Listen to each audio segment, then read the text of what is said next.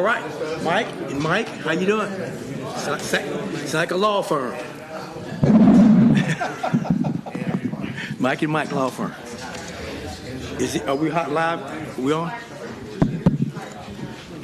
Are we about ready? You're right. You ready? All right, it's 4:30 and it's time to start this meeting, so I'm going to call this meeting to order. First of all, thank you all for being here as we go through this final housing needs assessment. This process started a long time ago and took us a while to get here, but it's now finally for us to actually be able to show the public, some needs of this community and hopefully get some direction is where we need to go from there. Well, that being said, I'm going to ask Candace Whitehouse to come up here, and she will start and introduce our guests, and she's the director of our affordable housing and homeless prevention. Thank you. Yeah, thank you all for coming. We've got a great crowd tonight, so that's exciting. Thank you for being supportive of this project through funding and time and energy. This housing needs assessment will be a foundational document for this office. When I began in this position and started researching communities that were successfully working on affordable housing and looking at their unhoused populations, the common thread of the success was communities who started off with an assessment, who really dug into what's going on right now and where we are. These housing needs assessments are meant to be a tool and a method to begin our hard work with focus and data rather than assumptions or personal thoughts. So not only will this document benefit the Office of Affordable Housing and Homelessness Prevention, but the community as a whole. Nonprofits, human services, civil groups, individuals wanting to make a difference can use this data in their strategic planning, grant writing, and goal setting. I want to thank our community for all the work that they've done. Georgetown Scott County has shown up for in-person meetings and also answered the call for surveys multiple times throughout this process. The goal number that we were given for surveys, we majorly surpassed it because of the generosity of all of our citizens. I want to thank RKG, Summer, and Russell for all the hard work they've done to make this project successful. Throughout the process, they've taken lots of feedback from us and opinions and continue to improve the product that we have today.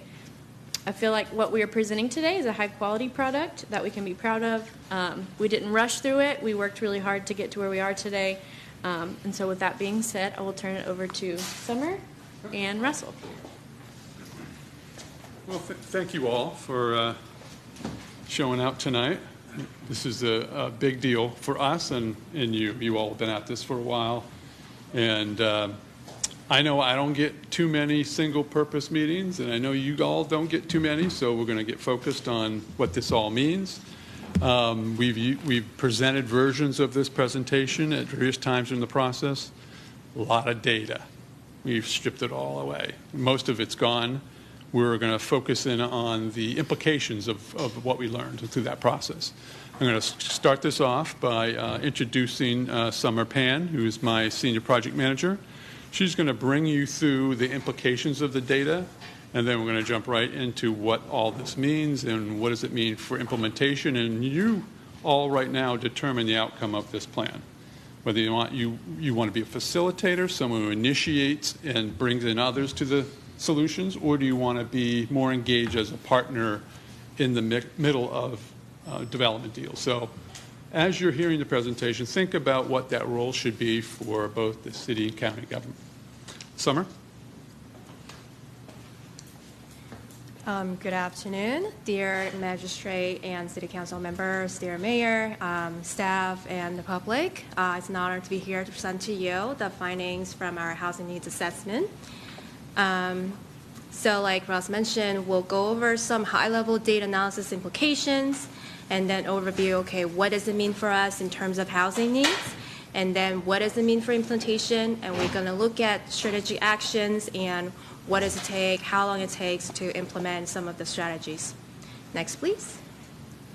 So first off, what does it mean after all the data analysis? What are some key takeaways? Next. First, we're going to look at demographics and economics. So the number one takeaway is that housing demand will continue to increase into the future, at least by 2050. because Scott County is projected to experience very strong population growth into the future. And right now, we have proportionally more family households, and the future population growth is mostly will be driven by homeowners and two groups of people, older people and also younger people. What it means is that there will be rising housing demand for ownership homes in general, and then also senior housing and housing solutions for young professionals. The growth in young people 18 to 34 years old is a very positive trend for the economy. However, the focus for the county and city should be that we need to help them with housing solutions because many of them tend to be renters and they have aspirations for future home ownership. The county and city really outperformed the state and the region in terms of education attainment levels, income levels, all very positive. However, this is a double-edged sword, meaning that local and the new residents coming in as they look for jobs have higher ability to pay for housing, and it also creates more competition in the local housing market and affordability challenges for existing residents. Next, please. On top of projected population growth, jobs are also projected to continue to grow into the future with higher average earning than the region, which is also positive. Couple that with population growth, which also solidify the growing housing demand into the future. However, there are some larger employment industries, mostly service-related industries like food service, agriculture, etc. They offer lower wages right now. What it means is that these workers will face disproportionately the housing cost challenges in the local market. And if we cannot provide housing solutions or housing products appropriate to their ability to pay, that will negatively impact their ability to live and work in the region and the growth of the local economy. Next, please.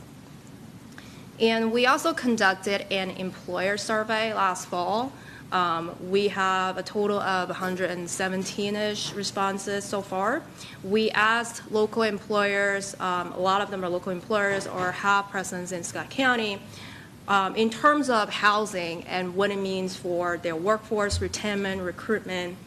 Most people who responded believe there is insufficient housing in the region and there is a housing issue.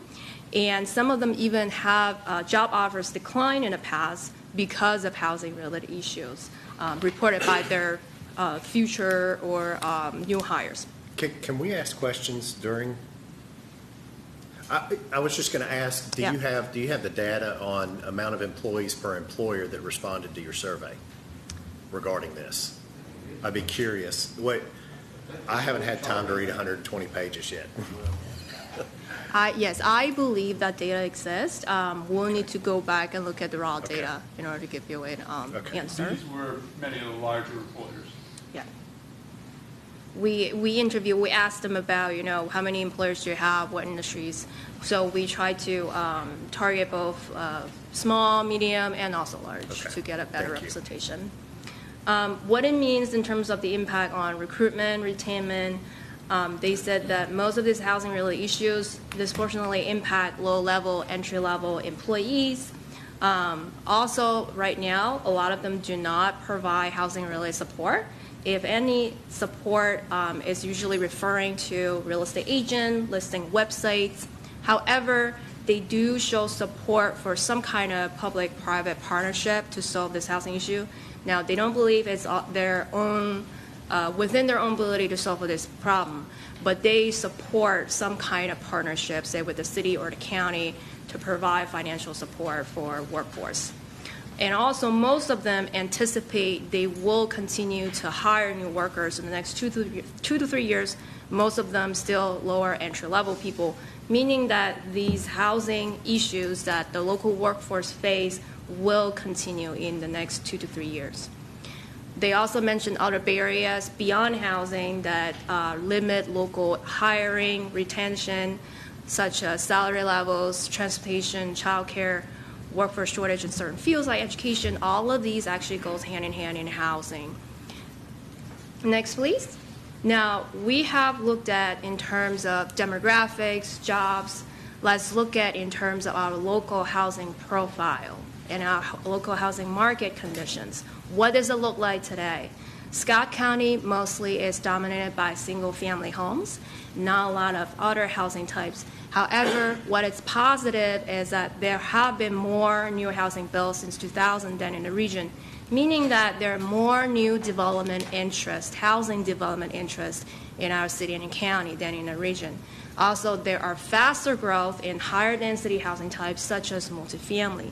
This is all positive in order to add more diversity to our housing options, and the city and county need to continue to support and increase these diverse housing types. However, housing growth has in general fallen behind our population gains in the past decade. Right now, coupled with very low and also going down vacancy, meaning that even though there are housing, not a lot of them are vacant available, that also speaks to the need to continue to increase housing supply in addition to increasing the housing options available. On top of that, there's also a mismatch between household size and the bedroom in terms of what's available and what people are really looking for. Right now, the demographic trends are really telling us household size are getting smaller. However, we don't have a lot of smaller size units. And that is one thing that the city and county maybe should look into in terms of encouraging more of that housing type from a policy or regulatory standpoint. That has many benefits in terms of lowering housing costs because small size homes tend to be more affordable, and also increasing housing options for people such as seniors. If they wish to downsize, they want smaller units, etc. Another trend is that there is rising seasonal recreational housing uses, meaning short-term rentals such as Airbnb. And what it means for us is that the city and county needs to continue to monitor this trend and see what its impact on the local housing stock. Another important trend to note is that the highest value rental and ownership homes have grown faster than in a state and region. What it means for us is that as population, jobs continue to grow, if there is no intervention from the public side, the market will continue to build to the highest threshold of the market of the demand, meaning if there are more people willing to pay, they are going to build towards that. So we need to keep affordability in mind and intervene with more housing policy affordability strategies. Next, please. Right now, however, the market is still delivering mostly single-family homes, even though there are increasingly more higher density housing products delivered, such as apartments. On top of that, the new homes built are becoming bigger and more expensive. So even if the market is delivering, what they are building right now are not necessarily what people can afford. If we look at new homes built or recent home sales after COVID, many of them are still out of reach for people. They're usually between 200, 300K in price, 2,000, 3,000 square feet. That really speaks to the need to increase our strategies for affordability, especially for the lowest income population in our city and county. Right now, the rental market, and especially the apartment market, is extremely tight, meaning that very limited options or supply, but there is increasing demand. That has really pushed the rent growth since 2021. What it means for us is that there is still market opportunity right now to build more of multifamily housing because the market is so tight. That is because if there is demand, there is always supply or developers willing to fill that demand. And for us as a city and county, we need to continue to support that and also get in the game to increase more higher density multifamily. Next, please. Now, after all that data, what it means in terms of housing needs. How many people need housing from, or what kind of needs are there from a price perspective, affordability perspective? We have talked about this during the past presentations. Usually, this typically means there is a mismatch between people's ability to pay and the current housing prices. You see shortages on the both lowest end and the highest end of the income for both ownership homes and rental units. However, our policy focus should be households earning less, at or below 50% of the area median income, which is the lower income bracket. That is because even though people on a higher end of the income bracket do not pay for what they're supposed to pay, they have more options because they can pay more. However, people on the lower income brackets, they don't have a lot of options. Usually people on higher end of the income bracket take up rental units or homes and then leave very few options for the lowest end. However, to meet that need on the lowest end of the income bracket will require very deep subsidies. That is 603 shortage of ownership unit and close to 800 rental units for people earning at or below 50% of the AMI. And that is as of today. On top of that, because of projected future population growth, there will be another 560 owner households, 250 renter households earn at or below 50% of the AMI will be added to the county by 2030 because future growth. Next, please. Now, what we talked about is how many more new units we need to build in order to meet the demand. There is another set of demand or need we need to focus on is preserving existing housing affordability. That is because, say, if I live in a house that is in poor housing condition, even if right now it's deemed as available, 5 or 10 years from now, it will probably deteriorate or become uninhabitable, and then it will basically vanish or be reduced from the available housing stock. So that's why, in addition to building more, we need to preserve existing housing affordability. And this map shows you Scott County. We actually look at all the properties in the county. The darker red, orange colors shows the property that has poor housing conditions. And you can see that most of them concentrate on the north side of the county and also within Georgetown. That speaks to the need to preserve existing housing affordability using place-based rehabilitation support for these areas. On the rental side, there's also a need to extend or renew publicly supported rental housing that have their affordability requirement expiring by 2034, and there are 6 of them. They're all within Georgetown. Next, please. Now we want to talk about special needs housing. One of the most important special needs in terms of housing needs is people experiencing homelessness. Now, the graph shows you what is the official homelessness count for the county. However, this is only conducted on one night in January. That's called the point-in-time count.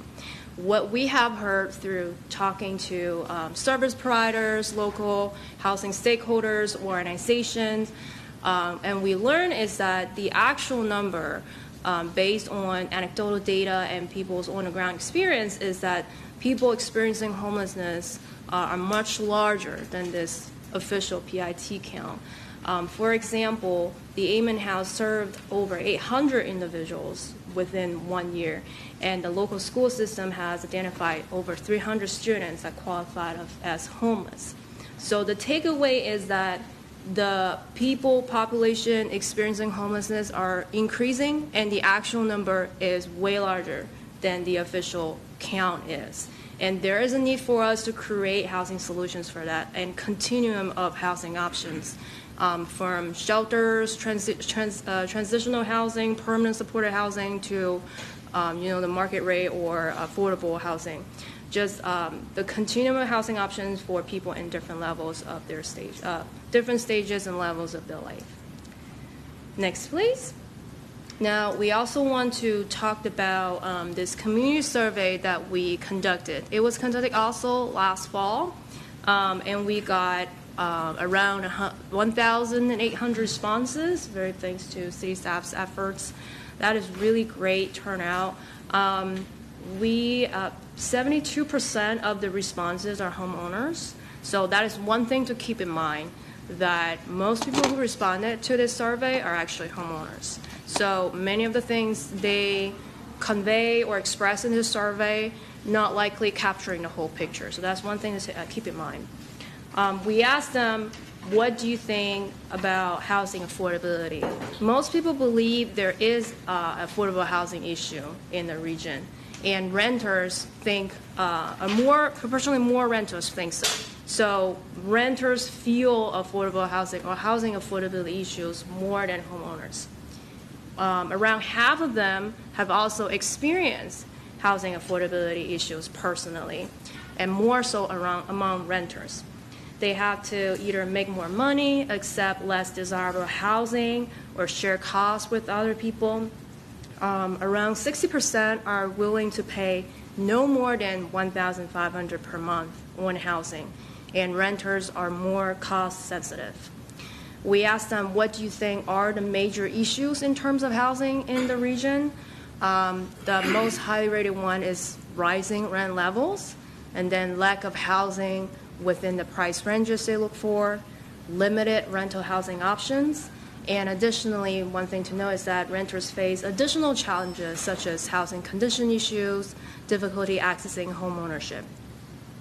When asked about if we were to build more housing, what type of housing would you support? Most people support senior housing, retirement homes, homeless housing programs, and then single-family house. However, renters show more support for more diverse housing types and higher density housing, such as manufactured homes or multifamily apartments. Around 78% of the people, when asked about how do you understand affordable housing, actually understand it quite correctly. Like, affordability is a relative term. It's not really public housing or subsidized housing. It's relative to your income level. So it's positive that most people surveyed, at least, have a very correct and scientific understanding of affordable housing. So that is a really good starting off point, because we don't see that very often in our communities. A lot of people have misunderstanding of what housing affordability means. Only 22% associated with public housing or Section 8 or subsidized housing. So in terms of income demographics, some earn above 100K, a quarter earn 50K or less. Most of them are aged between 35 and 54, prime working age adults. But again, we need to keep in mind that a lot of these people who responded are actually homeowners. So they have already sort of solved their housing affordability issues in the past because they own homes right now. And a lot of the voices, maybe from renters or renters that want to enter into homeownership, may not have been fully reflected into the survey in terms of especially, say, support for new housing types. Next, please. After all these surveys, data, it all boils down to this one pager. And this is the most important takeaways. What does it mean in terms of our housing needs? If you forget everything else and only remember one thing from today, the only one thing you should remember is that the city and county must create organizational capacity to facilitate housing expansion. We need more housing. We need more housing types.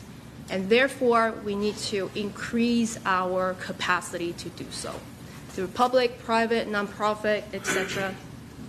In terms of the new housing we build, who should we target? There are several groups that are more challenged: active adults, retirees, younger people, families wanting to access homeownership, smaller households because of demographic shifts, and then also households earning at or below 80% of the AMI. We need to do so, create new housing through mixed income strategies and also at different density levels. We also need to create more housing options, housing types, especially missing middle housing, to meet diverse and changing needs. What is missing middle housing? They are usually of a density between single family and higher density multifamily. So they can blend really well into existing communities, such as existing single-family home communities, but they add a little bit of density, such as duplex, triplex, townhomes. That's a very good strategy to add new housing stock and also add the diversity and options to your local housing stock. We also need to expand homeless housing options because of, like, we see the trend of rising people experiencing homelessness in smaller scale facilities. We also need to on top of creating new housing, preserve what we have today, existing housing stock and affordability, using a neighborhood-based revitalization, targeting those neighborhoods, especially with aging and declining housing stock. On top of that, also other trends to monitor short-term rentals, how short-term rentals, what kind of impact it have on our long-term rental stock, and also to increase monitoring inspection of our long-term rental supply. Similarly, or relate to that point, also need to monitor this rising trend of regional national housing investors. That's not really a new concept, and it has been happening nationwide, especially since the COVID boom. How or whether they impact our local housing stock, especially those naturally occurring affordable.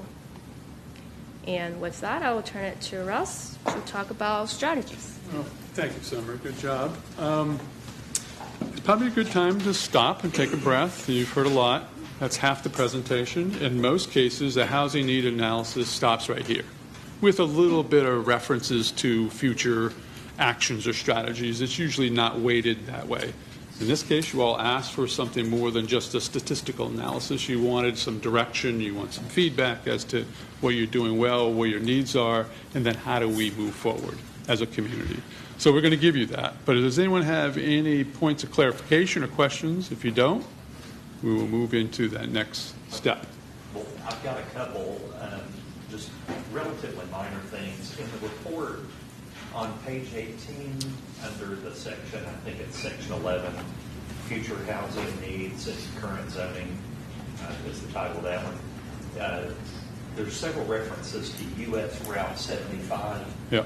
And are you talking about Interstate 75? That needs to be corrected, yes. Okay. So, yeah, I didn't know, because 25 isn't that far from there, so I just wanted to get that clarified. And then one other thing, it says, according to the latest LEHD data, for those who live and work in Scott County, their jobs are mostly in and around Georgetown. And there's 3 geographic areas mentioned. The northeast side, which is obviously Toyota. Yep. Then it says the south side of the county and the southwest side of the county. And I spent the last few days trying to think and I may have my directions mixed up, but what industries are there that have a lot of jobs in the south end of the county and the southwest side of the county? You guys know? Well, without looking at the data, do you have any? It's Georgetown Industrial Park. Okay. It's Addy International Crankshaft, Blue Tech. And I'm sure the Southwest is probably going to be the school for Ocean. So are we talking only industrial, or are we talking about everything? This is the clustering of all employers. Yeah, well, where they actually are on the map. Yeah. You have a medical complex, you have a hospital, you have Landmark Office Center, you have the Kroger Center. I mean, it's a pretty big hub of employment. Okay. So it referenced the county in that, so I was thinking more out toward past old friends and everything. That's what it said in the report. Okay. All right. That's it. That's everything I had. Anyone else? Okay, we'll move on. Next slide. Every plan like this needs a vision. Let me give you what I propose as the vision statement. In the future, Georgetown, Scott County will be recognized as the leading community in Kentucky for its innovative and highly integrated affordable housing and homeless prevention strategies. As the community grows and expands its employment opportunities, a local partnership between government, nonprofit organizations, and private industry will work together in a coordinated fashion to respond to emerging housing needs that offer greater diversity of choices, are more affordable to more households, are located in vibrant, friendly neighborhoods, convenient to employment centers, transportation, shopping services, parks, with a strong sense of community. For those people who are homeless or have limited housing choices, a variety of new housing initiatives will offer more accessible and affordable options for temporary, transitional, and permanent housing located in safe, supportive communities. So while this is apple pie as it should be, it sort of sets a course that is an advancement on where we are today and sort of looks for where we can have an impact and improve conditions on the ground. And I think that should be all our objective as we think about these next steps. Next slide. The plan is composed of 5 sort of strategic initiatives or elements. The first one is spearheading housing change. Now, as it's alluded to when I first stepped up, you all have to sort of think about what role does local government play in this. In some communities, it's very active. They are the primary initiator. They don't build every housing unit, but they have their hands in partnerships that bring people together to do that. You don't have the capacity to do that yet, but I think, as Summer alluded to, you need to build some capacity to do more than what you can do today. That takes years to do, so there's no hurry to get there, but it's really dependent on what you decide the role is. So what is spearheading housing change? Well, I'm going to highlight 3 goals here that I thought were central to that. Number 1 is to create a community-based affordable housing entity to coordinate and spearhead the city, county's affordable housing initiatives. I've made a recommendation. Candace and I have sort of discussed it. She has some different feelings about that. Ultimately, you all need to sort of come to a conclusion about that, and we'll get into it a little bit later. Create a revolving land acquisition fund capitalized through a consortium of local banks, and an industrial revenue bonds would be brought to purchase land, subsidize affordable housing projects. That's the active role. This is you playing almost a developer type role, but you're handing off at the end to developers. They do what they do best. There's things that city, county government can do that they can't do. The next goal, to create procedures for obtaining land resources from the Affordable Housing Land Bank, which would be the entity I'm talking about, for new affordable housing development and rehabilitation. This is sort of responding to the notion, if we don't own anything or have anything to bring to the deal or the project, we're sort of observers. We're not active participants in that. So now, what are the actions that we recommend to get at some of these issues? Next slide. Okay, thank you. The land bank is a structure that's used across the country. There's also something called a land trust, which has a slightly different approach to affordable housing. Land banks control land. They get land from bequests. They acquire land. They take it through foreclosure when people stop paying their taxes and give up their property. So it can come in a lot of different ways, or it can be publicly owned land that's not being used. That's what's on the table as an entity that could manage this process. So in addition, you need to support the creation of new nonprofit community housing development corporations or organizations to engage with development partners to implement housing project and programs in the city, county. So these are private nonprofits that usually work in neighborhood settings.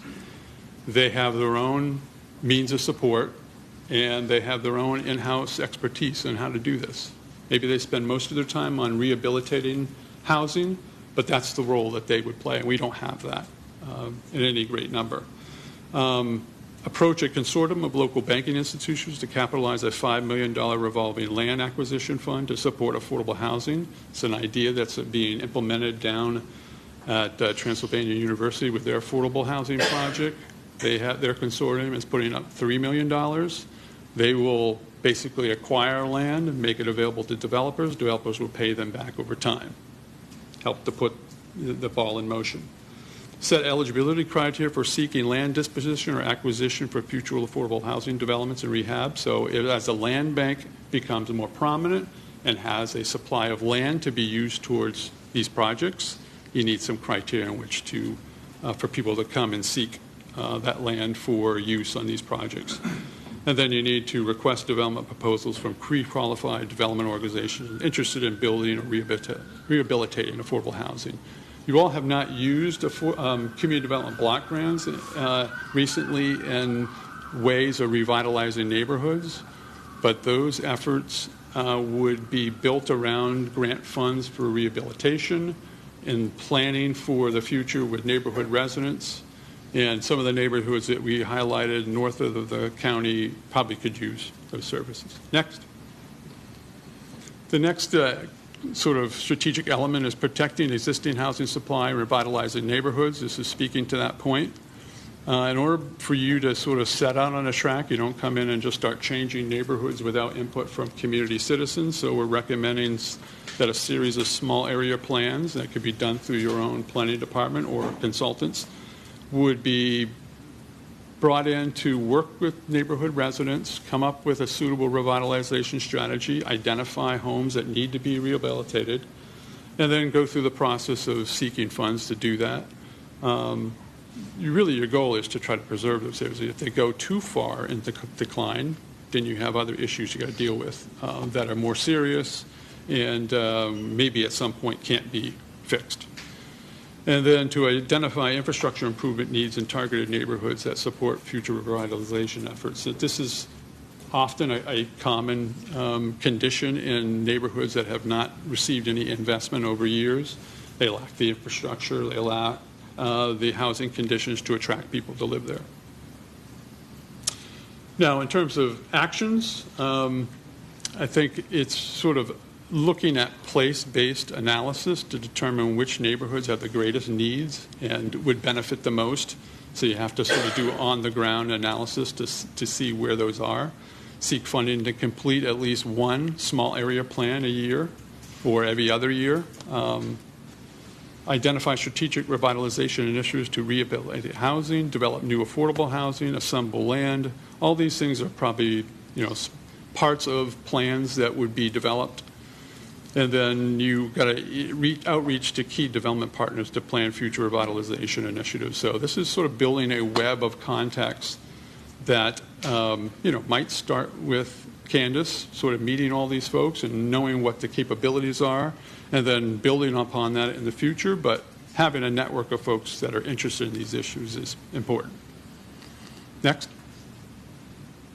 Creating new affordable housing initiatives. This is sort of at the leading edge of the spear here. Now you're sort of out there, you're pulling together the resources that you know exist in your community, and you're going to get other expertise that maybe you don't have in-house or in the community, and you're seeking their help in building some of the areas that are a gap in your plan. This first goal sort of references this missing middle housing that Summer alluded to. Everything that happens between single-family homes to larger apartment buildings, there's something that people don't build much of anymore. It's duplexes, where the owner lives on site and rents the unit adjacent to him to a renter.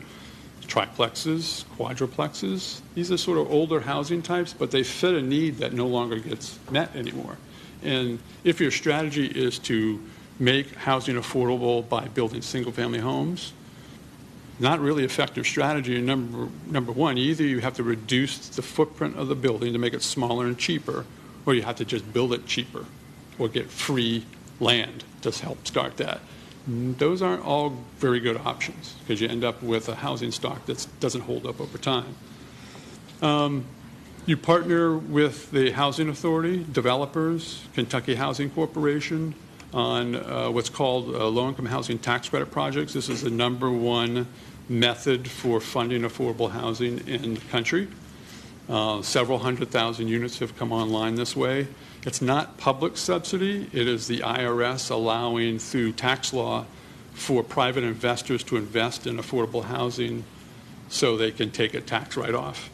So who cares how it comes to us, but they invest in the project.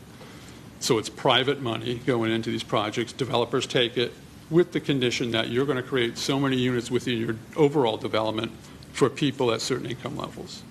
Their houses are built the same way as everyone else's houses. No one knows who lives in what, but it all gets done, and it's relatively seamless. Now, if you do the land bank, or even if you do the land trust, at some point you need to have land that you control. So is there a source of surplus publicly owned land that's available that we're just not aware of, either at the county or the city level, that could be used for this purpose? If so, then you're at a good starting point. We know that people get foreclosed on, and there are not family members or others to step up and take control of those properties and either fix the home up. They are often lost through foreclosure, and they sit vacant. Sometimes they have to have the house removed to remove a threat to the public safety. That's how you start to assemble these properties. You identify potential site locations to build duplexes, triplexes. This is done through zoning identification. We met with the planning and zoning, and they generally agree that this is something that could easily fit within a neighborhood context and not be disruptive. These are not big buildings. They fit within the scale of a normal neighborhood. All these are sort of cooperative ventures, especially when you get into the use of the tax credits. You need to meet a certain criteria. You work with the state because states allocate tax credit. It's on a competitive basis. So realize that there's no guarantees that you would be successful, but in meeting with the Kentucky Housing Corporation, they acknowledge that there's been no tax credit projects approved in this area in 18 years. And they're kind of surprised that that has happened. And we're wondering if there was any interest in it. And I think you all are probably at the right project, the right location might produce some positive results. There's also in 2025, state lawmakers agreed to use industrial revenue bonds to provide project funding support for affordable housing. It's the first time that's ever been done. It is a unique approach, and it sort of is a tax-exempt form of financing that would be made available for developers who are interested in meeting larger multifamily project needs. So we've identified potentially a downtown location for that. Maybe it's a senior project, but these are all details that would have to be sorted out. And then you need a mechanism for picking the developer that's best suited for your community, working with them to help develop a proposal that would basically you would stand behind and support. So lots of planning goes into that. That's a higher level sort of need that we're seeing as down the road. Building capacity and developing new partnerships. We're going to talk in a few moments about where the low-hanging fruit is. This is where the low-hanging fruit is. Just talking to people and saying, this is what our community wants. We think that you might be able to help. We like the stuff that you're doing with, say, for example, the conversations with Habitat for Humanity. We know what they do. They have a mission. They have a model that they follow. We would like to see them do more. And if we can help them do more, then I think that's the sort of partnership you want to develop. And that goes for any number of other organizations that either would be directly involved in affordable housing or housing of the type that we're talking about, or they would provide services to people who would benefit from this. And then using your sort of focus on this issue to bring others into the conversation. Community development corporations, for example, the city of Greenville, South Carolina, if you've ever been to Greenville, it's a marvelous small city. And they built all their revitalization efforts in neighborhoods based on the CDC model. They actually created them. They incentivized them. They gave them financial support. So each major neighborhood that needed their services were created by the city. They eventually had to sort of get on their own feet. The ones that did not survive, but enough of them did to have an impact. So that's been a great example, and now they're allotted for their fine neighborhoods downtown and around the core. Next. Next. All right, thank you.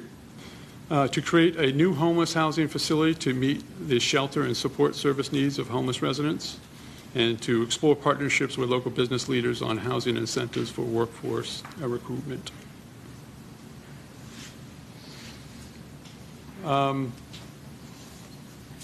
I think that what this comes down to is sort of being able to bring your talents and your sort of initiatives to others who may not see the opportunity. Developers, traditional developers, tend to build to the top of the market. So they're meeting the needs of people who are at the highest income levels and can pay the greatest rent. They're not really paying a lot of attention below that. So how do we get their attention? By bringing initiatives to them that they can support and have some impact. And I think sometimes you just have to show them how to do it, or go get someone outside the community that's done it before and sort of bring their expertise to the table. We see Habitat playing a potential role as maybe in the home renovation part of this. They do that in other communities. They tend to be focused more on new housing development, but I guess the question could be posed to them: are they interested in doing that? We understand next year might be when we are able to tap some funding for the new homeless shelter. So it looks like that is moving forward on a track for success. And then how do we work with employers? They had an interest in this topic. I don't think they all knew at a high level how much of an issue it was. The ones that had experiences said, yes, we've encountered that. Others said, we generally hear in the popular press that there's an issue, but it doesn't really affect us the same way as you may think. So I think bringing them some opportunities to be part of this makes sense, and I think they might be receptive to it. Finally, housing policies, code changes, and community education. This comes down to zoning and planning issues and making housing available that's missing now possible through zoning changes. Doesn't mean it's going to happen, but right now there's not the open door for people to walk in and say, okay, I want to do this type of housing, because it's not explicitly stated as authorized. Consider adopting new owner policies to ensure that short-term rental properties are run professionally. This is not a big issue in your community right now. There's about 133 known properties that are being rented. The issue becomes is if that number expands, then you need to be able to evaluate whether or not it's impacting existing neighborhoods, because it takes oftentimes an existing long-term rental off the market, turns it to a short-term rental. You can never use that again, because it's going to throw off 3 or 4 times the same revenue in a weekend than it does over several weeks. So there's no incentive for them, and it can change. Now, the other issue is, how do we manage that? How do we monitor it? Do we do inspections to make sure that these are safe? And do we inspect the long-term rentals? I mean, we really haven't been paying much attention, and most communities don't, but that's what's before you. And these are the actions that really sort of get at those. And I think, there's a lot that being done here in the early years without a lot of expense. Obviously, zoning is of interest to everyone, and people will come out and speak in for and against. But it's something that you can take on and start to get at with your community. I think starting a dialogue with the community, as Summer alluded to, they know what affordable housing is. 71% said it's price-appropriate housing for people at all income levels, and it's people not spending more than 30% of their income on housing. And then a couple other people said, okay, it's public housing, Section 8. It's that too, I guess, on some level. That's not most of what we're talking about here. Here's the low-hanging fruit. And you've heard some of these, but most of those are sort of bigger picture and harder to implement. But these are the ones that you could start tomorrow and start having success doing. It's really sort of outreach. It's doing more research. It's preparing yourself for the future. It's getting an answer to the question of what's the implementing organization that we need to follow. You've got several examples in the plan that you can look at. You may need to talk to some additional people in other communities that have had success. The Housing Authority is primed to renovate the entire supply over the next few years, unless something derails them. But that's 328 units, and they're looking at opportunities to expand on their properties by right. So they're going to move ahead regardless of what we decide today. They would benefit, because they told me that, look, if we had more land, we would consider doing one of these low-income housing tax credit projects. Finally, I think how you interact with the community and the people who are engaged in these issues day in and day out, I think, is sort of really the focus of your next steps. We are in a situation where funding is very uncertain right now. The future of HUD is uncertain, so we don't really know how all this shakes out. We need to monitor that. The Housing Authority obviously is monitoring it because they're dependent in many ways on those funds. So working with them would be helpful. And then sort of building your capacity to create partnerships. And the housing suggestions that we made for you, I think, are pretty straightforward in terms of who would be the target audience or the population we try to serve, what type of housing do we think they need, and then you need to decide what level will you play in terms of making that happen. So lots of discussion needs to occur going forward, but it's not tens of millions of dollars to start this process. It's much less than that. Okay, if you have questions, this is where we're going to work this. If you're in the audience, we ask you to stand up so the mics over here can pick you up. Council, if you have questions, I'll pass you the mic. And same thing up here, if you have questions, your mics might be on anyway. But so if you have questions, let's do that, okay? Any questions here from council or comments? All right. You got a question? Yes. All right, thank you. And thank you for all your hard work. This is a really great report, and we appreciate you coming in. All your hard work, and plus you came in from Alexandria, Virginia, right? Right. Great. Well, thank you. So new construction is so expensive nowadays, of course, not just here, but across the country. And I read a report today, a 2023 report that from the National Association of Home Builders, that the net profit for a builder on a single-family home is only 8%. So they're not making a ton per home. A lot of people think they're making a lot more, but it seems like they're just making about 8% according to that report. We're here lately, we've been annexing property, doing some rezoning in order to create more new construction. And we're seeing more and more townhomes and apartments in these proposed plans. When we talk about affordable housing with new construction, I ran some numbers. There is a townhome, a brand new townhome in Georgetown over in Falls Creek, and it's priced at $309,000. And if you basically, if you wanted to buy it, if you were a homeowner interested in buying that, and you got a 6.5% rate from Joe to purchase the property, and if you did FHA, I think you'd need about $24,000 for this townhome to bring to closing, and then your payments, what I worked out to be, would be $26 a month, and that's for a townhouse. Well, granted, it's a new townhome. That also affects the rental rates too for people, because if an investor bought that property, or if the developer was keeping that property and keeping 20% equity in it and probably paying about 1% more, maybe 7.5%, then their monthly payment would be $2,200.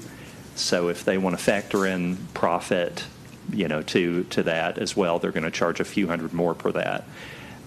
With new construction, is there really much that can be done to help incentivize that, for buyers and people that want to rent? What's been your experience with that? Well, I mean, it's you sort of encapsulated the issue, and it is solved by the developer by building to a higher end of the market, so the margin's not 8% anymore, it's 15%, and because now he's getting $500,000 for the house. And that's where his comfort zone is. So he's not really looking at the price point that you want him to build at because it's too risky for him. Now, could you work with that developer and say, look, we're going to solve your land issue up front.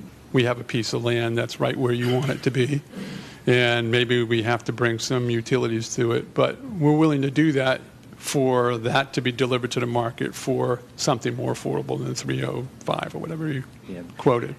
Well, definitely. And there are markets for that. Right now, boomers own about 37% of the property in Georgetown, and they're not really wanting to move. They're not very excited about that. But there are some options for them, really nice townhomes that are maybe even in that price range.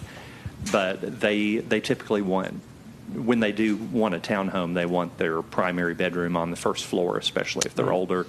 And then a lot of the townhomes that are in these proposed plans are smaller, not a lot of yard, if any. So from an affordability standpoint, first-time home buyers just don't seem to be chomping at the bit to, purchase or really even rent these newer construction type. They've been through the so. ringer. They have been through the ringer, and they're about giving up right now or taking a pause. And so aren't owners who have taken their houses off the market in droves in recent months because they're sick of waiting and hoping that they're going to get the price they always thought they were going to get. And they're not going to get that. And it takes them months to figure out that, all right, we have to discount to move this thing, or otherwise we're going to stay here longer than we would need to. Great. So probably now, the market now is not a good indicator of where we're going to be in the future. We're going to have to bust out of this over time. But we want to get to the other side with a set of strategies that we can implement that make sense, that will produce some affordability. But I think, generally speaking, the missing middle piece that we talk about, which would include townhomes, is sort of starting to get you there. You don't really get to affordability until you bring in some more density. And that's dozens of units at a time.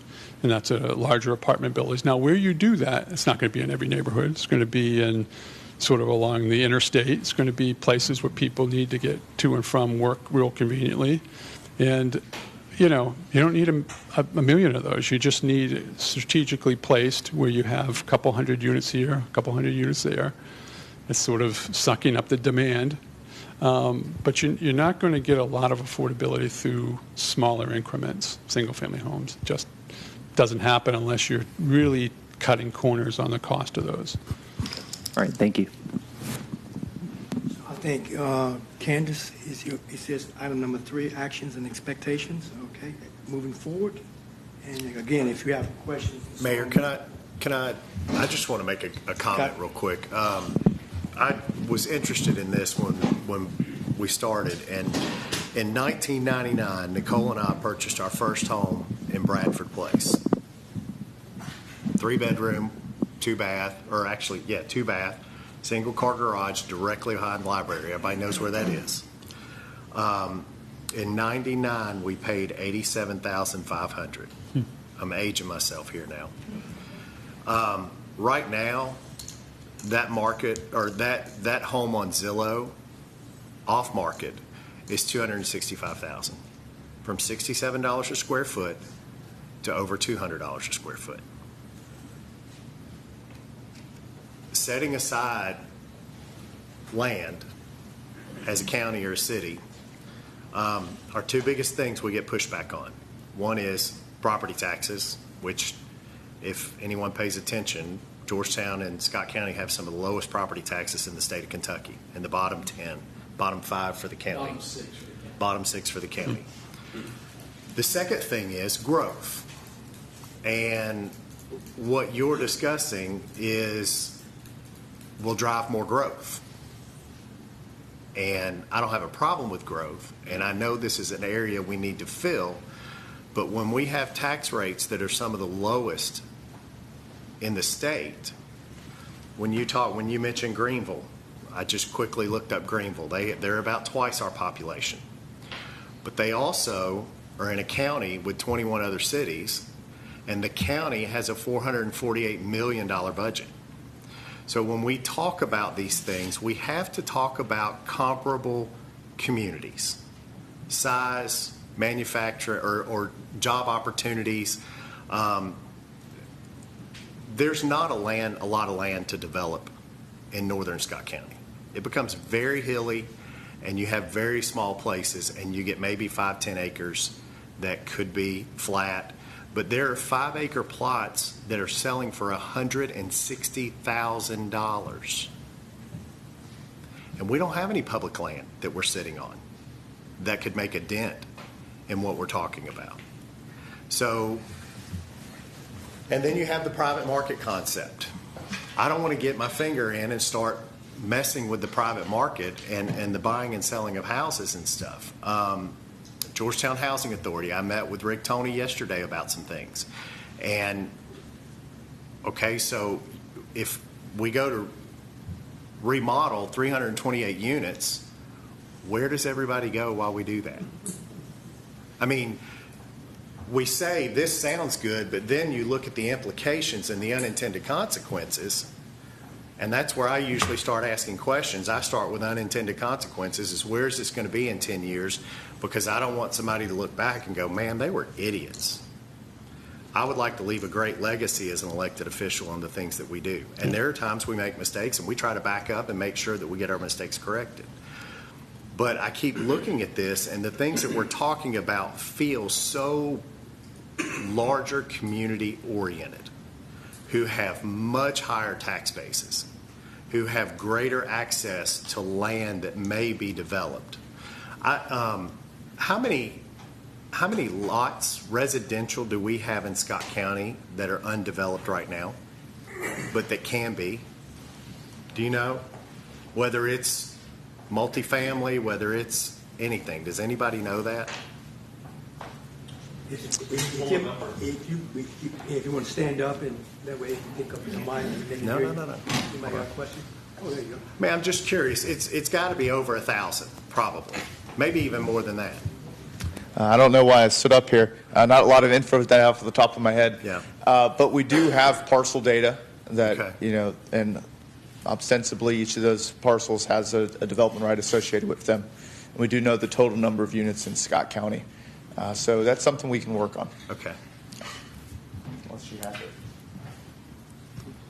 No, It's just, there are a lot of big ideas that we're still a town of 40-something thousand. We're still a county of 60, low 60,000s. I mean, money is not free-flowing around here. Well, you raise a great question, which speaks to the level of involvement that you think is appropriate for this community. What's your gut telling you? What role should you all play in this process? You've heard where the needs are and what the potential solutions are.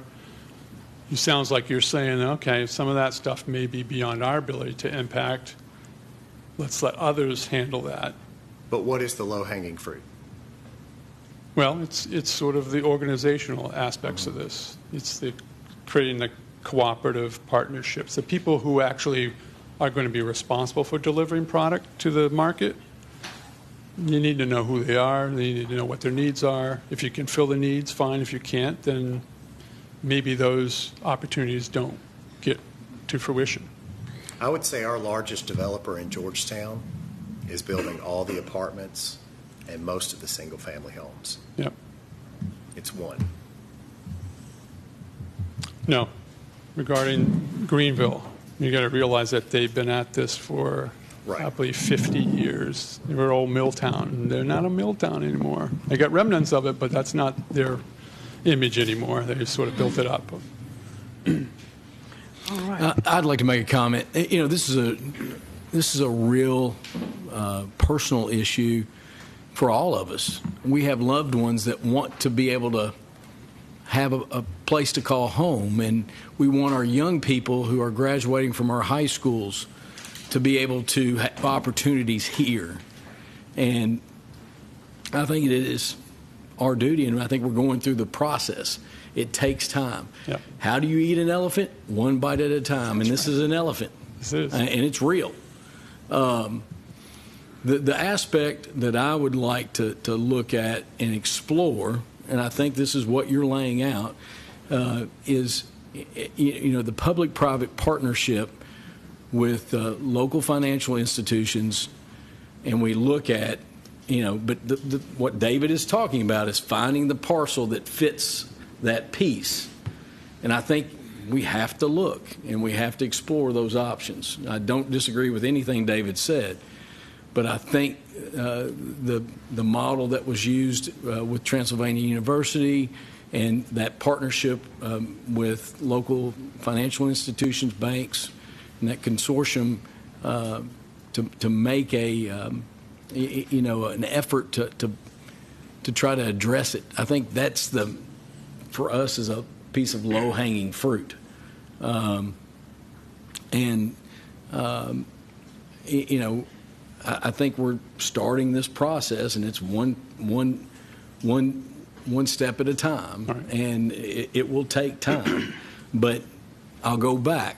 We want our children, our grandchildren, to have opportunities to live here, and like right now, my middle son, he's a professional, works here in town. He couldn't afford to buy a home right now, and he makes a good living, more than I did when I started out teaching years and years ago. So I think we're doing the right thing by trying to set the table and look at where we're at now, and then looking at projects that have worked in other areas that are similar to us. And I think it'll take a little bit more work, but I think we're doing the right thing by starting the conversation and starting the process of looking at it. But I will say that I don't want to jump into anything. I don't want to make rash decisions or recommendations, but time is of the essence, because people are struggling today, and it's not going to change overnight. And we're blessed with so many opportunities here, but this is one of our challenges. And this is not unique to Georgetown. No, it isn't. This is commonplace across a lot of similar-sized communities and larger communities throughout the United States. So I appreciate your efforts. I appreciate the report. But I think it is going to take a lot of work to move forward. But we have to work together and collaboratively to make a difference. Also, another way to think about this is that you all are reflecting on your own experiences and your own knowledge of the local area in the context of the United States, even the Midwest, Mid-Atlantic. This is a desirable community in a low-cost part of the country. You don't agree with that, but they're looking in a national context, where do we find opportunities that don't exist in other metro areas? And although you're a smaller metro area, desirable location. And I guess the question would be, those people are probably prospecting your markets now, looking for those opportunities because they see you as desirable, growing jobs, educated workers. Not a lot of communities can tick those boxes. So 15 to 19% of all properties, residential properties, are being bought up by investors, small investors and institutional investors. Quite frankly, if they were out of that business, we probably would all be in a better spot right now. We wouldn't be gnawing and fighting for every house out there. But my guess is that they probably have looked at Georgetown and Scott County and looking for those best buy opportunities. You don't have as many as other places do, but they're going to look. Yes. So you're exactly the question I was going to ask. Part of your presentation and what you're talking about now. I'm in the home loan business here in this town, and I had a couple from Texas that made an offer on a house, signed a contract, never saw the house, but they were looking at a map and they were looking at affordability, and it fell through because of a home inspection, but they were going to buy it if everything went through. Were they buying it as investors, or are they going to move here? No, they were buying as investors. They both had great jobs and just getting on Zillow, looking around the country like where are good places to buy property that look reasonable to rent. Why, is beyond me. There's very sophisticated websites and services that help them do that. To the point of there are a lot of corporations, and they were forming an LLC, and I talked to them on the phone, and they were looking at 2 or 3 other places as well. But how would you stop that in a community? Like, because that's not, I'd love to see somebody from Georgetown buy that house and not somebody from Texas to rent it. But I don't know how you can legally. Well, it's very hard. I don't know that you could stop it. That's why our recommendation is monitor that activity. And that what is, does that mean? That means know when LLC has purchased a property and converted it to a rental, because chances are it could be an investor. And then if you're starting with 133 properties today and you end up 3 years from now at 500 properties, your community is changing whether you're paying attention to it or not. And that's important to know. No, I agree. It's important to know, could, but I don't know if you can. Monitoring doesn't mean you can control it. Exactly. No, but you could inspect those properties. You could require registration of those properties so you know where they are. You can start to manage them in a better way than perhaps we're doing now. There's no need to manage them right now. They're a fairly small impact. Well, and it's hard for homeowners as well because they're putting a price out there that people here locally may think, well, that's too much. Right. And somebody out of town, so you don't want to hurt the homeowner either from being able to sell their properties. So it's a double-edged sword, So along those same lines, your all's report indicates that 73% of our homes are owner occupied in Scott County. 73%. Right. How does that compare to similar sized communities across the Southeast United States? Nationally, we'll start nationally. Ownership rates were in the high 60s. Now they're getting in the low 60s. With all the upheaval since the Great Recession and COVID sort of shook things out differently. So you guys are operating at a much higher level than the national average. My guess is that in communities like yours, probably very similar. There's not a lot of housing choices. In other words, most housing options are single-family homes. Most are owned. But as soon as you get into more metropolitan, larger areas, then there's a more diversity expectation that you're going to have apartments, and you're going to have townhomes and other things in addition to single-family homes. So, but would you agree that if we don't have more supply to meet the demand, that costs are only going to exponentially go up or continue to go up? Yes. So we have to find some type of balance, and I think that's part of our challenge as well. But I'll go back to saying we are blessed with the opportunities here in our community, and this is one of the challenges that we need to collectively and collaboratively navigate. And I think we've got some direction. Now we just need to decide our next steps and how to navigate forward together. You don't have to get everything right the first time. You can course correct when you need to if you think that things are producing the results you don't want. If you're smart about it, you can do all these things. And you don't have to bite off the whole elephant in the first bite. Again, that's something that's very gradual and incremental over time. I know that, Dan, you got a question. If you can hold off for just a minute here. I want to get Candace up here for item number 3 so we can move that. Then we'll have a session time where we have council comments and also from the fiscal court, any other question that needs to be answered. So I'm going to let Candace come up here and do the action and expectations moving forward. So I'm going to do that. Yeah. I think this is probably the most important part of the meeting, right, is what do we do now? We have this document, and I have, in my research, also seen cities who did these type of projects, and then it was set on a bookshelf and collected dust. So our goal is to not let that happen. And I'm personally determined to put this document into action with the help of all of you, of course. One person cannot create change, but we have to make progress together with the support of elected officials and the public as a whole. I know that affordable housing and homelessness can be highly politicized, and there can be strong opinions on what it should or should not look like. In my time working with unhoused individuals for over 12 years, I know a lot of people have a lot of opinions on how we serve or don't serve those folks. But I think Georgetown Scott County has shown that we can overcome this unfortunate normal part of the process and find ways to move forward together.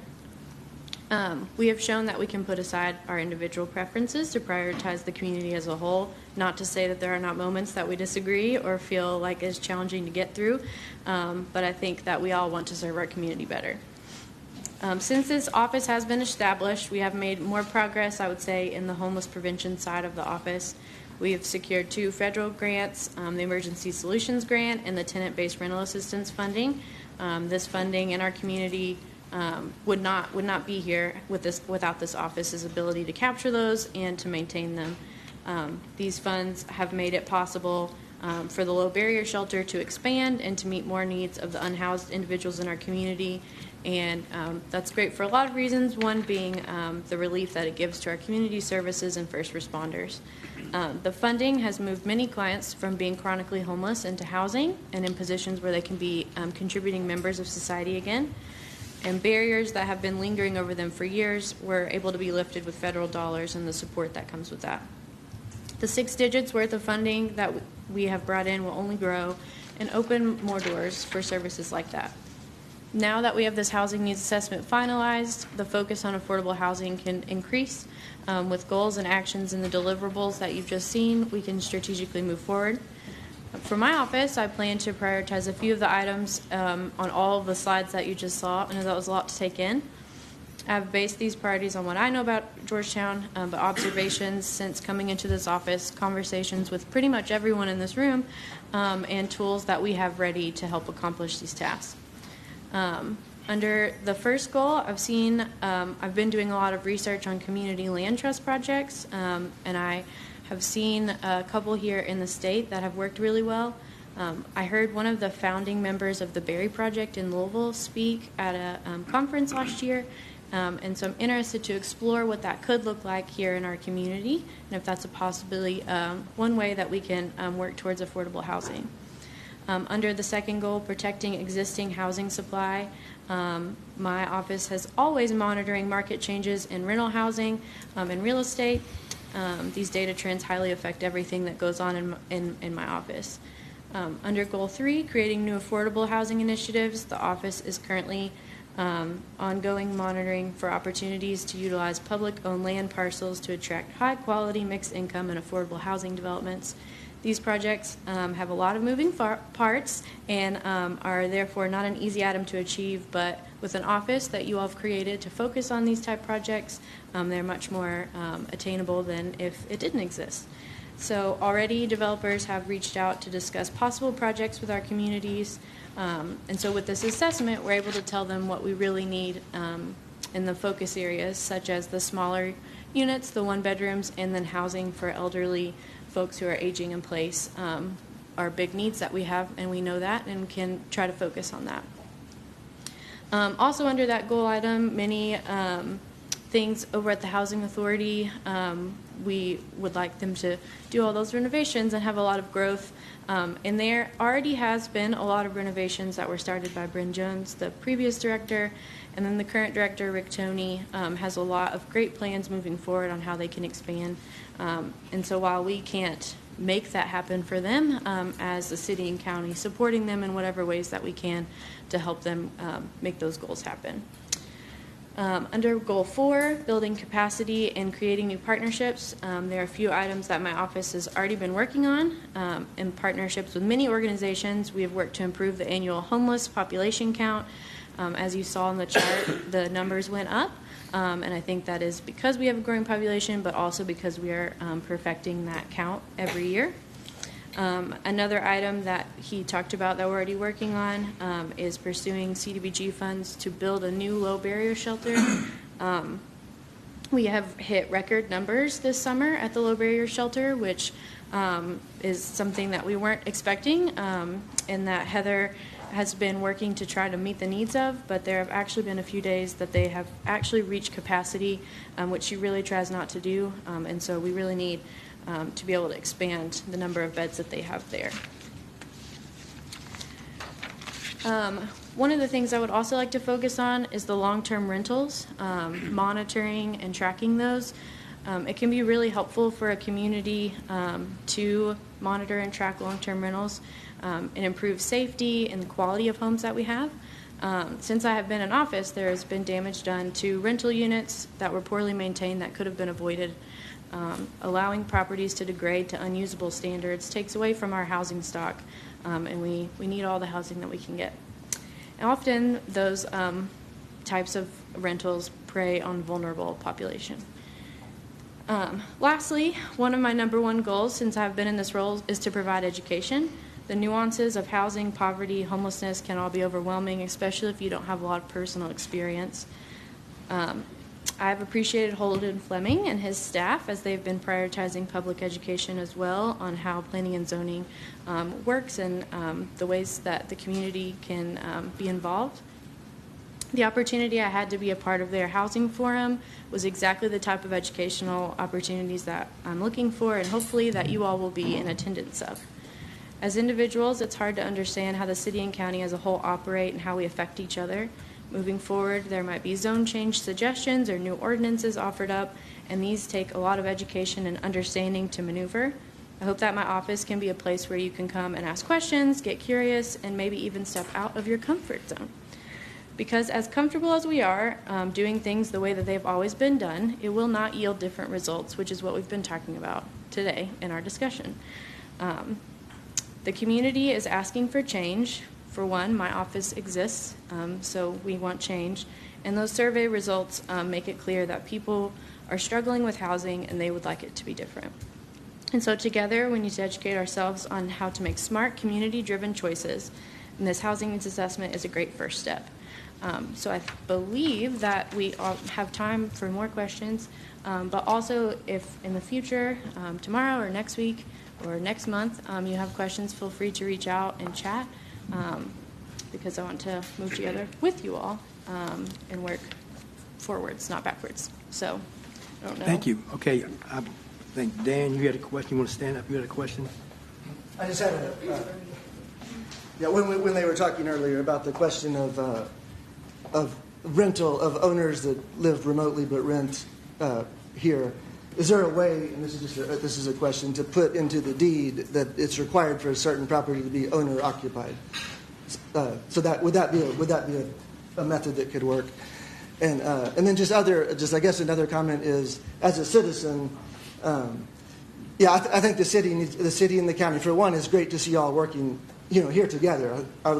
We should see more of this where you all are kind of doing joint body things together. One key part of this whole thing is real estate. Like Georgetown is basically a real estate community. We're a real estate town here on the interstates of the highways. So I would like to see, as a citizen, would like to see the city and the county. Often, I think over the years, the government has left development to the developers, and sometimes they get outplayed. So the city maybe needs to have this, strategic real estate point of view and acquire some land. So this land bank idea seems to be something that should be pursued, buy some strategic land in the city. And then in terms of the small area plans that would possibly go through the Planning and Zoning Office that they've recommended, so one place that we should look at is over behind the cemetery expansion, which backs up to Suffaletta Park, which backs up to the Georgetown Housing Authority. And then there is 40 acres of city-owned land that at least 20 of it is not, some of it's drainage, but there's a large plot of city-owned land over by the Housing Authority, by the Suffaletta Park, and by the cemetery that we absolutely need a small area plan there. Just one thought. All right. And thank you. A couple things on the short-term rentals. This is an evolving state-of-the-art in terms of how communities manage these. Key West, Florida, they live off of short-term rentals. It's people are renting multi-million-dollar cottage homes. They used to, up until this year, they used to let people just rent them by the week. And, of course, that results in a lot of turnover, people coming in the community, leaving in a week, or get another rental. This year they said, we're not going to allow that anymore. If you're not prepared to rent the property for a month, 30 days straight, you don't rent it at all. So, these places are bringing in 10 grand a week. You got to pony up for $40,000 a month. That's going to weed out some people. And it's going to cut the circulation and the turnover down. So there are things you can do. I don't know, you could say you can't rent it on a short-term basis. You may control what that means. And if someone's going to rent that unit they bought on a permanent basis, they're getting a fraction of what they could do on a short-term basis. So that's that's where the incentive comes into play. They don't want to do that. But could it be written into a deed that a property has to be owner occupied? Is that a legal? I don't believe that would be legal. You can't stop how they can use it. You can manage how they use their property. I don't think you could say you can't rent it. Now, if you're in a subdivision owned by a developer and they write those into the bylaws, so everyone who buys into that development knows they can't rent it, that's different. People agreeing up front. This is not the case. These are just homes that are out there on the market and being purchased. Okay, any other questions from the council here or comments? Okay. Stellar. Candace, if you don't mind, I appreciate you kind of got down to the lower level that I've been thinking about is homelessness.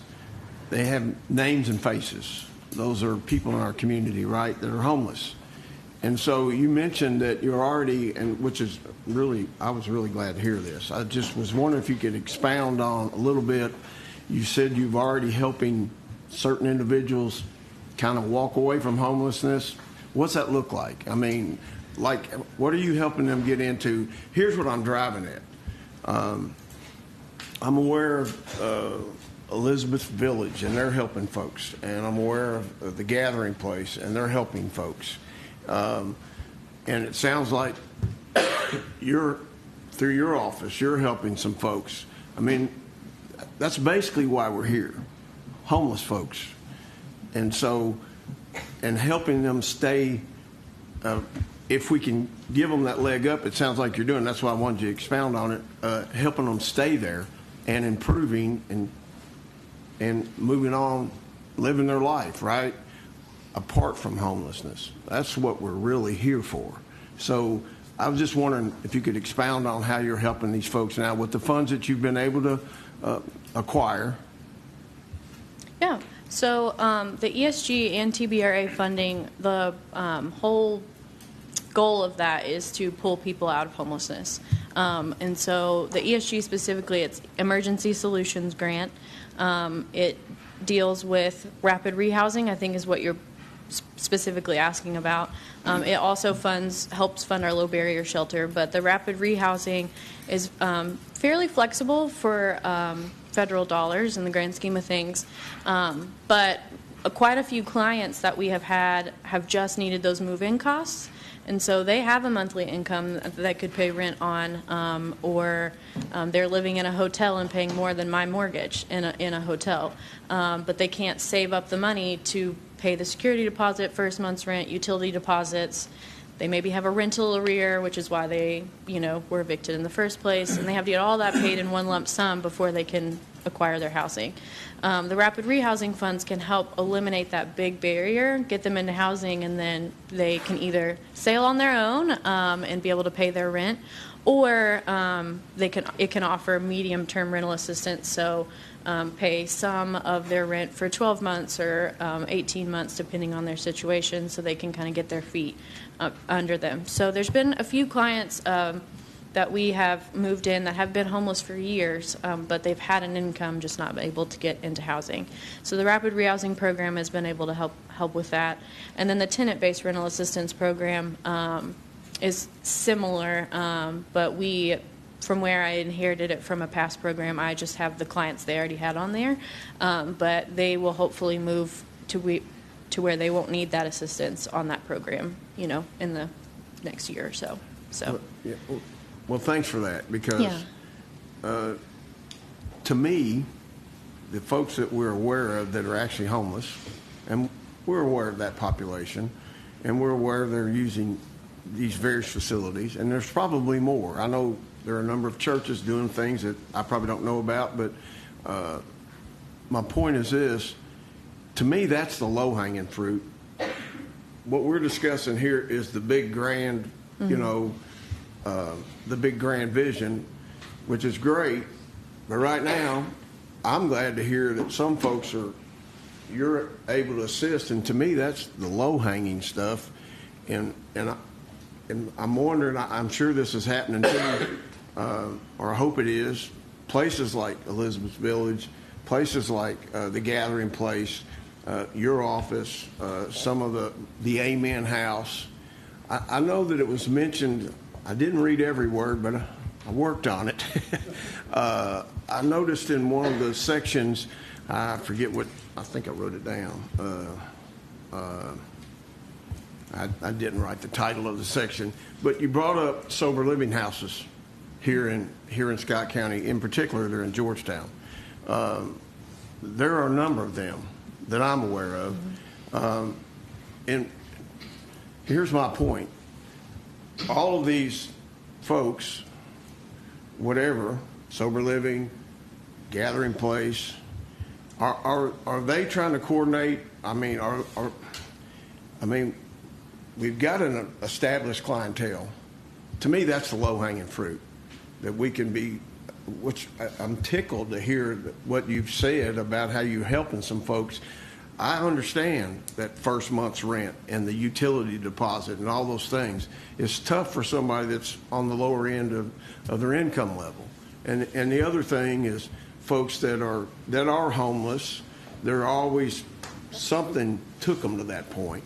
And are we trying to address that? I call that low-hanging fruit too.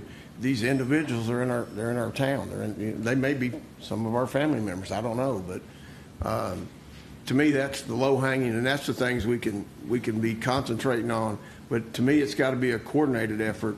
I'll share this, and then I'm done. But I do appreciate you sharing those facts. That's very interesting to me.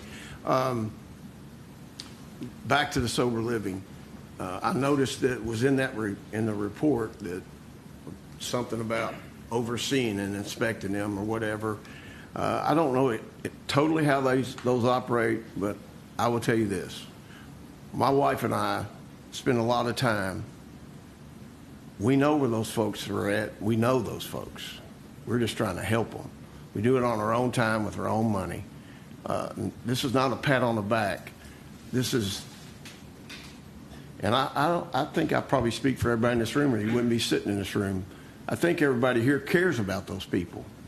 But it's a tough game to get involved in to helping those folks. It takes time and effort, and it's not easy. So to me, that's the low-hanging fruit. And when you're looking at like the sober living houses, those people, they are in tough spots. It's basically self-inflicted. Listen, I'm straight up with these folks, but I've been up at 5 o'clock many mornings to go take a guy to a job that he's got because they don't have a ride. So all of that stuff that's daily for those folks. And that's something, well, Judge Covington and I we've had many conversations about how we can try to help those folks. It's tough, but maybe we'll have some more, because I didn't realize that funding was able to do those kind of things, because those folks need that help. Sometimes they just need that extra little hand in the beginning. They found a job. They don't have a house. They don't have a car, but if they had a down payment, this and that. So thank you for sharing that. Yeah, so I think you're kind of getting at is this tension that my office holds is there are people right here, right now who need help. They need homelessness prevention. They need services. And that would be great. Let's pour all of our money and effort that way. But also, if we don't look up and into the future and invest in affordable housing and look into how we kind of get creative on making it to where our community is affordable for everyone, then we're going to constantly be in this first boat where we're just constantly trying to provide assistance. Because the myth of poverty and homelessness is that it's caused by mental illness or drug abuse or divorce or domestic violence. It's caused by affordable housing. I have lots of people who are able to pay a pretty good, portion of their income to housing, but we can't find housing they can afford. There are people waiting at the gathering place. There are people waiting at Elizabeth's Village, ready to move out, but we can't find a unit for them. And so we have to work on that end too, but there's a tension, like which pot do we pour into more first, and how much do we pour in there, because they both are a priority, so it's hard. Mayor Jenkins? Yes, sir. If Candace is finished, I have one additional. Okay. And this is Holden, help me. We circling back to the balance that we talked about we've met several times, Holden and I, with the group of ag stakeholders, and I would like to ask Holden, and then maybe we can talk some more, but how could we dovetail the mini clusters that have been proposed possibly and the transfer of development rights program that we've talked about? How could this dovetail to help the affordable housing piece that we need to look at? And you know, the zoning piece, when we talk about the concern of 5-acre lots being carved off and taking up prime farmland, you know, but could you look at the possibility of a mini cluster with like 4 quadplexes being able to be zoned onto a 5-acre plot that would meet that if it was designated for affordable housing in a range, you know, that type of creative thinking, and then the transfer of development rights, I think is something we could look at as well. That's been done in other communities, and how could that dovetail? So I'm actually going to start by answering, unfortunately, Mr. Livingston isn't here right now, but I did find the data that he had requested as far as how many spaces do we really have left. And so I'm actually going to give credits to my senior planner, Ms. Elise Katz, found this in our comprehensive plan. Essentially right now, within our urban service boundary, which is something else to consider, the difference between the housing needs of the city of Georgetown and the housing needs of unincorporated Scott County, and how those things dovetail together. But we currently have about 3,400 units that could be built that have not yet been built. Either that's a single-family lot that just doesn't have development taking place yet, or that is, you know, a multifamily unit that just isn't ready for construction yet. Now, one bit of context on that is that those numbers come from 2022, and so we are at this point a 3-year lag. But that again kind of, I think, begins to shape this future about where are we going to put these units. Now, I mentioned at the beginning of this that context is key. And so when we talk about affordable housing and meeting the housing needs of the community, that is going to look different in the county versus going to look like in Georgetown. And so when we consider housing developments of any type within unincorporated Scott County, one of the primary things that we hear in our comp plan and when we talk to our community is maintaining that rural character. Now, traditionally, rural character has been defined as 5 acres or more. But I think if we're being honest with ourselves, rural character has a lot more, there's a lot more to it than just how much land is stuck together. And so when we talk about something like a cluster development or that mini cluster, or how many units can you put on one parcel,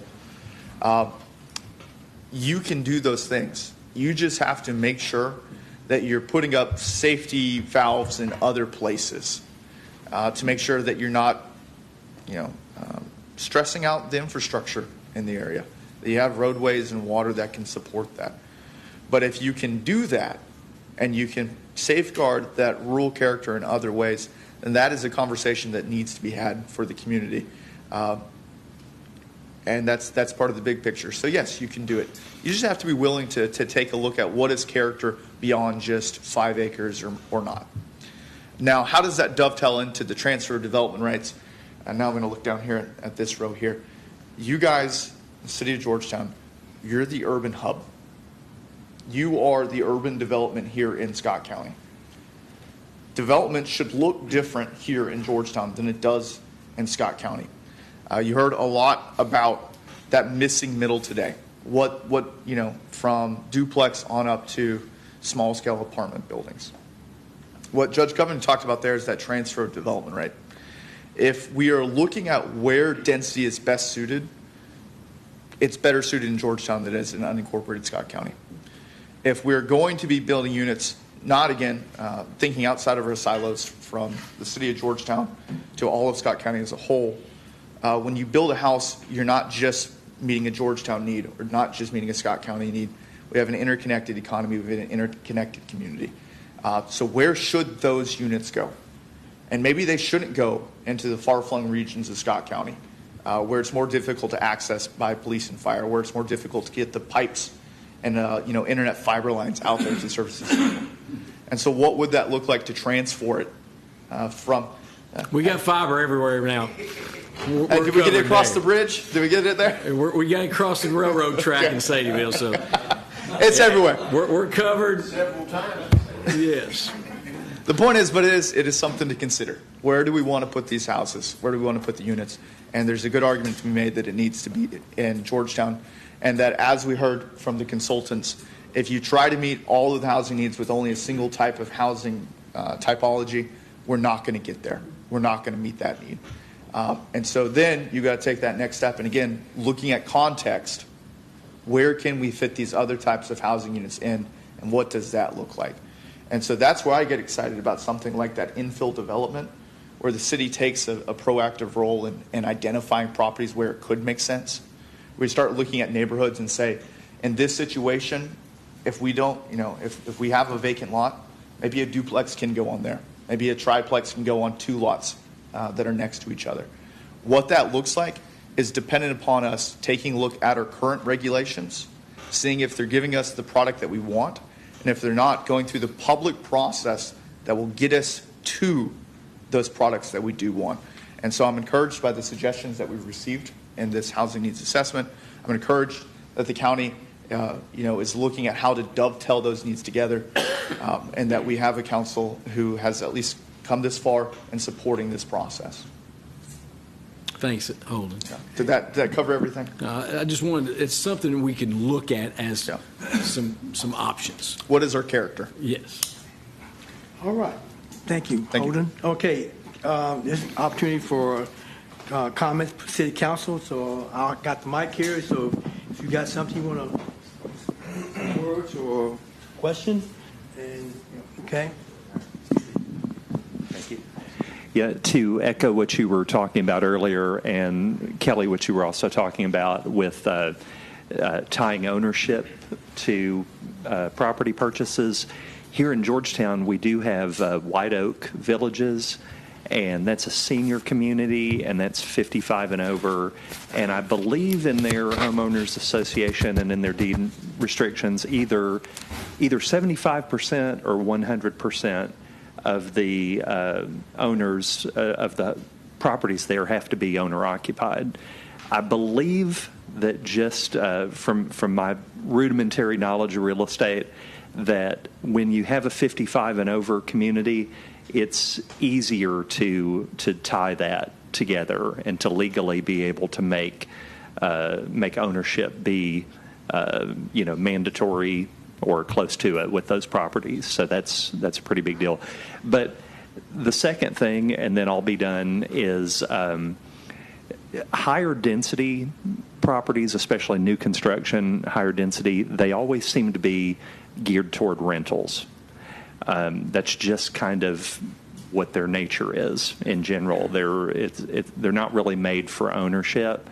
And we have so many people here in the community that talk to really all of us, not just me, but all of us, about what makes Georgetown so special.